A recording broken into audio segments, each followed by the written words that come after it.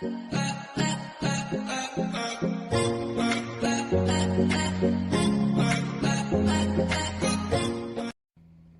everybody, welcome to Manifesting with me, Lee, where I get to share my manifestation tips with you in the hopes of helping you to achieve your desires. And today we're going to talk about how to know when your subconscious has been impressed. So that's I think it's interesting because a lot of people are struggling with impressing or reprogramming the subconscious, and that is the biggest challenge, to impress the subconscious. And we all know that to impress the subconscious takes repetition, right?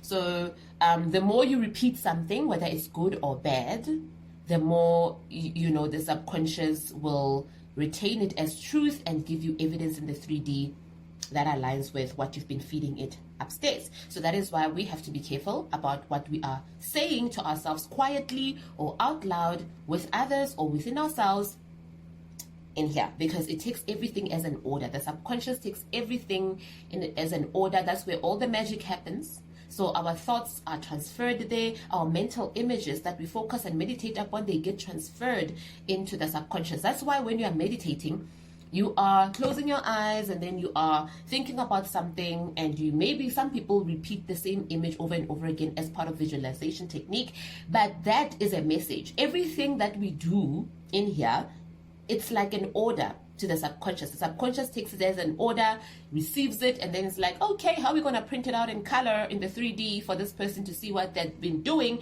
It gives you evidence of what you've been doing in here.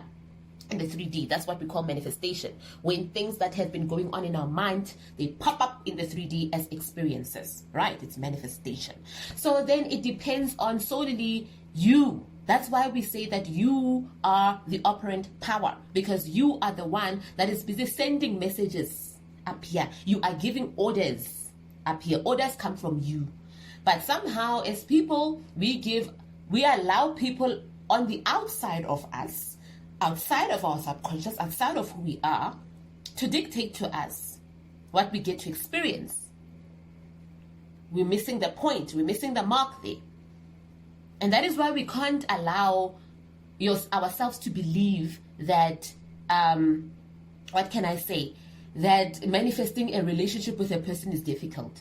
It's only difficult because you keep saying it's difficult, and what's going to happen? You say it's difficult verbally. You think about something before you say it. So then, before you even say it, the subconscious has already impressed it up here because you thought it's difficult. Then you say it's difficult because now you believe what's in here, and then what you thought gets sent into the subconscious, and then soon enough you're gonna see and experience how difficult relationships are in the 3D.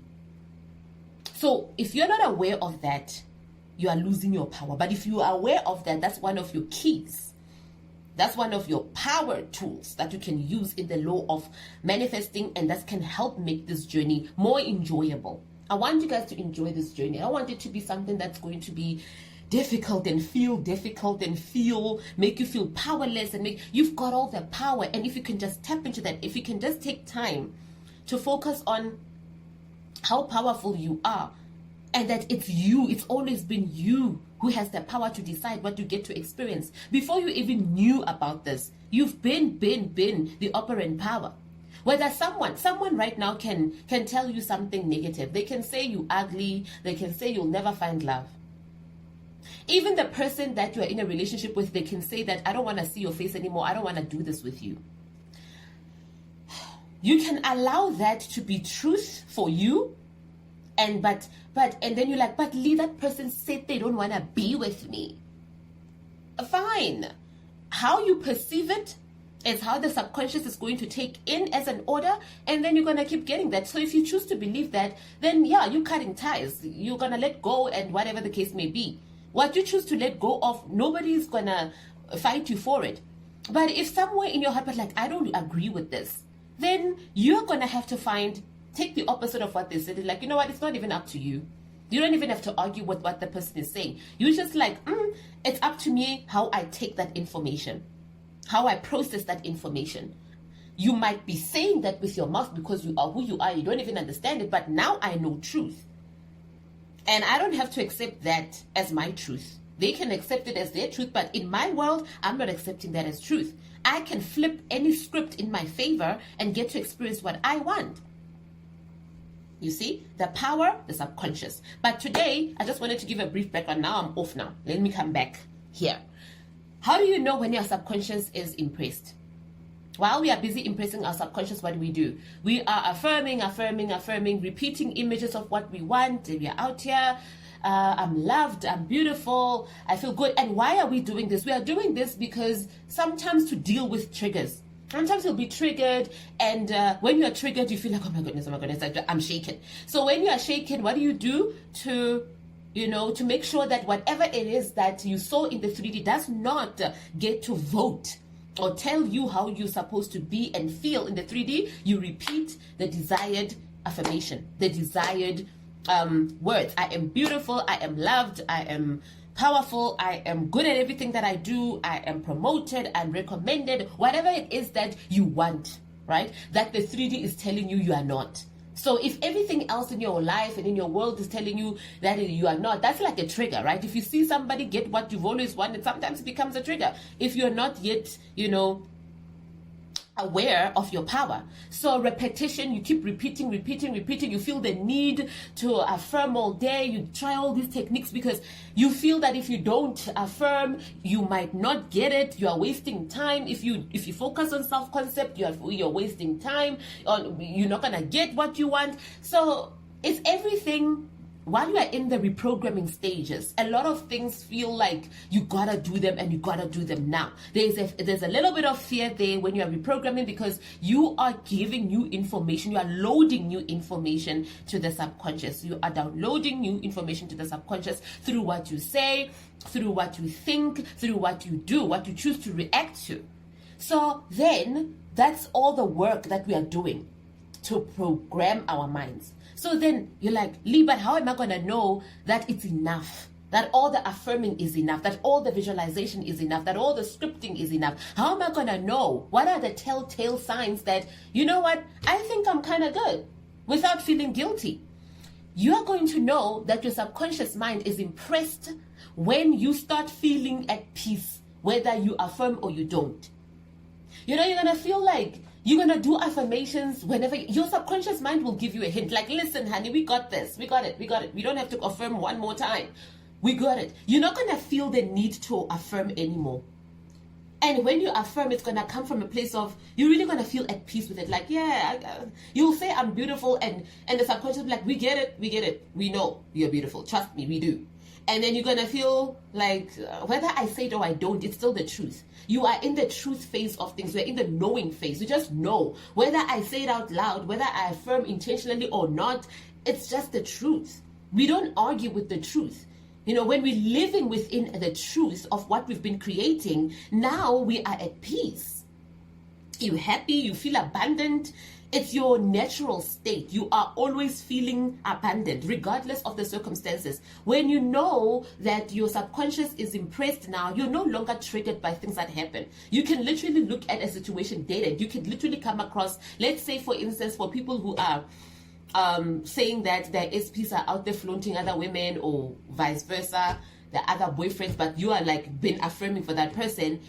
You are just you'll see things, but they won't do anything to you. They will not trigger you. You will not feel anxious anymore about it because you are like, in my world, you are so consumed by your world, by your truth about the situation that nothing shakes you. You can literally look and not be bothered by any of that anymore. You're not going to feel the need to get up and do something just after you saw something. You're not going to feel the need to check the 3D to see if, let me check to see if this person really is still into me or not. Let me check to see how far I am with this thing. You're not going to look for signs anymore because you will be in the knowing state. And being in that state, that's the most relaxed state because then you're going to go on doing other things. You're no longer going to feel bad about not doing the techniques anymore. You know what I'm saying? Like not having I think I'm at a point where I don't, I affirm, but I'm not really like, in the beginning, while I was still reprogramming my subconscious, I was like affirming. And even when I still felt like, okay, I think my subconscious is getting this right now. And there's a piece about going with days. Sometimes I go days without affirming. Like, because naturally now I just function according to how I want my life to be. Now I am like, I'm consumed by my positive thoughts or my intentional thoughts about things. Like when I think about money, I now think I don't stress about money anymore because I've affirmed enough for money. I now affirmed myself into a state that is favorable when it comes to money, and therefore because I don't feel the need to affirm for money anymore, I don't think about it all the time. So days go by without me thinking about money because now it comes without me even having to do that because I don't stress about it, because my natural state is that I always have money as I need it. Money has never been a problem to me. It comes to me easily and effortlessly. So I'm in that state now where I don't have to affirm for it. I embody the state, so I don't have to affirm for it anymore.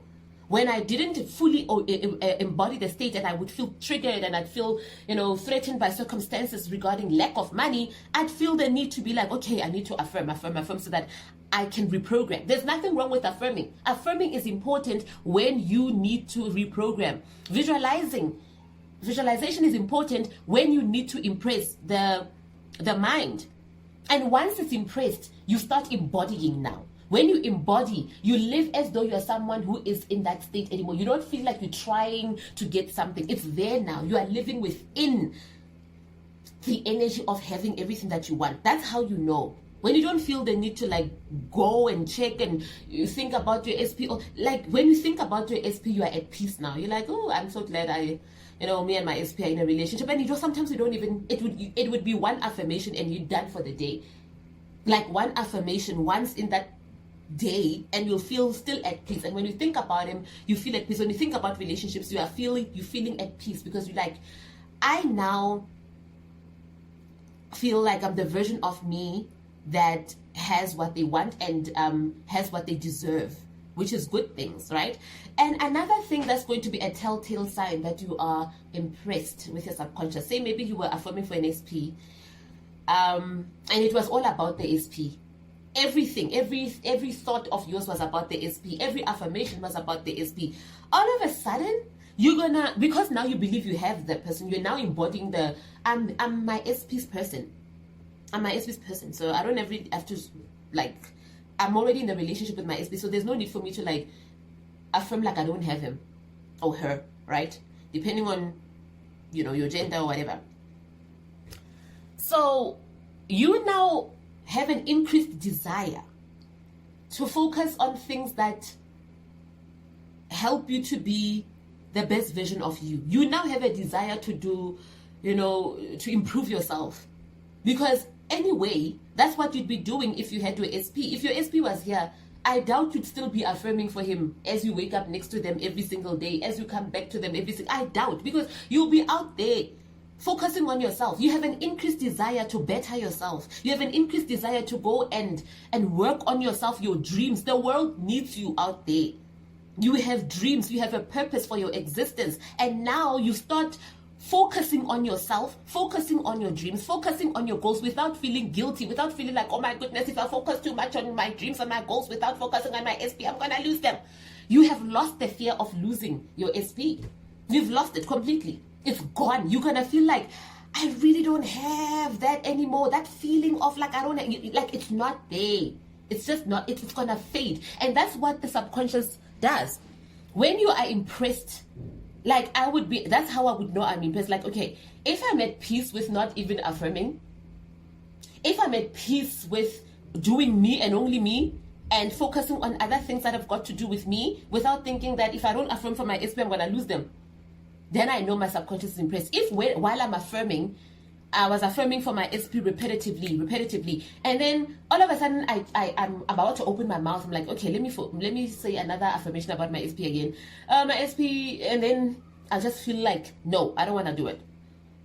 It's the subconscious letting me know that, girl, we got this. We got the information about your SP is downloaded. All you have to do is go out there and live as the version of you who has everything that they want. What would you be doing right now? You start embodying the version of yourself, right? So if you were manifesting living with your SP, if you are living with your SP, what would you be doing on a daily basis? What would you be doing?